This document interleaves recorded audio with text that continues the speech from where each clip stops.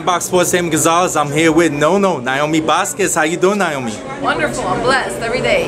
Very tough training camp. You've been in Winter Haven with Tony Morgan, and very interesting. So the cowgirl, Jenna Shiva, you've been doing some sparring work in your camp, bringing her into camp, preparing for New Zealand was coming up. Let's talk about that trip over to New Zealand and you jumping back in the ring again very soon. And it's been a great year for you being in the ring. Talk about your next fight. Well, I've been fortunate to fight very regular lately, and my next fight, which we're flying out to next week, will be in New Zealand with Royal Rampage Promotion and Lisa Lewis.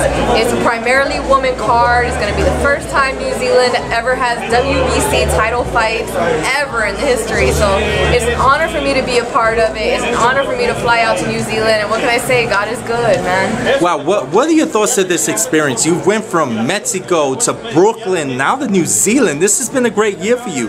How are you capping it off with this fight? And I'm sure you're going to probably get another one by the end of the year.